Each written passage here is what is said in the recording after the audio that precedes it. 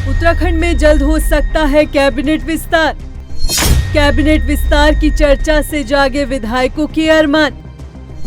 लंबे समय से हो रहा मंत्रिमंडल का इंतजार। कौन होगा धामी कैबिनेट में 5 खाली कुर्सियों पर विराजमान। उत्तराखंड में एक बार फिर से मंत्रिमंडल विस्तार की सुगबुगाहट तेज हो चली है।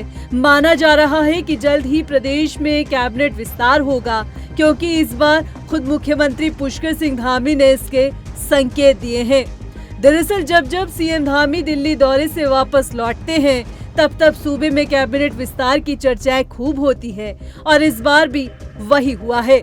दिल्ली से वापस लौटते ही सीएम पुष्कर सिंह धामी से सबसे पहला सवाल मंत्रिमंडल विस्तार को लेकर पूछा गया, जिसमें मुख्यमंत्री पुष्कर सिंह धामी ने इशारों ही इशारों में कैबिनेट विस्तार के संकेत दे डाले। मुख्यमंत्री धामी ने कहा कि हमारी पार्टी लोकतांत्रिक पार्टी है और यहाँ पर सभी से मिलजुल कर विचार करके फैसला लिया जाता है। फिलहाल विचार किया जा रहा है और इसके लिए उच्च स्तर पर बातचीत चल रही है।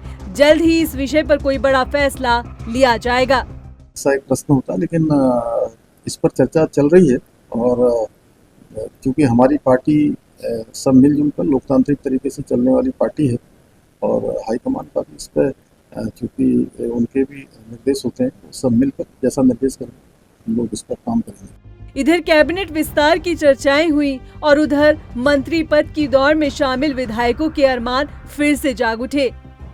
कई नाम मंत्री पद के लिए सियासी गलियारों में तैर रहे हैं, जिनमें विधायक खजान दास, हरिद्वार से विधायक और पूर्व कैबिनेट मंत्री मदन कौशिक, प्रदीप बत्रा, विनोद कंडारी, भरत चौधरी, बंशीधर भगत, राम सिंह कैड़ा नाम शामिल हैं। हालांकि मंत्रिमंडल विस्तार की इन अटकलों के बीच मुख्य विपक्षी दल कांग्रेस ने सरकार में मंत्रियों की कार्यप्रणाली पर सवाल खड़े किए हैं।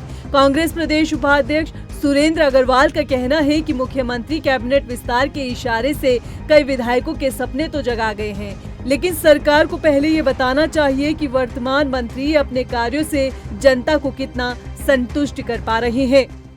मुख्यमंत्री जी ने कुछ ऐसा इशारा किया है कि मंत्रिमंडल में जो 4 या 5 पद खाली पड़े हैं उनमें शीघ्र नए लोगों को जिम्मेदारी देगी। अरे जिन्हें पहले जिम्मेदारी दे रखी है वही कुछ नहीं कर पा रहे हैं। आपदा में आपदा मंत्री का नहीं पता है, मेडिकल चिकित्सा मंत्री का चिकित्सा में नहीं पता है, शिक्षा मंत्री का शिक्षा में कहीं पता नहीं है। चलिए 4-5 लोगों के और सपने जगा दिए माननीय मुख्यमंत्री जी ने, पर संवैधानिक असफलता तो है कि आप जो संविधान में व्यवस्था की गई है उसके अनुरूप अपने मंत्रिमंडल का गठन नहीं कर पा रहे हैं। ये सब इशारा करता है कि भाजपा में सब कुछ ठीक नहीं चल रहा है।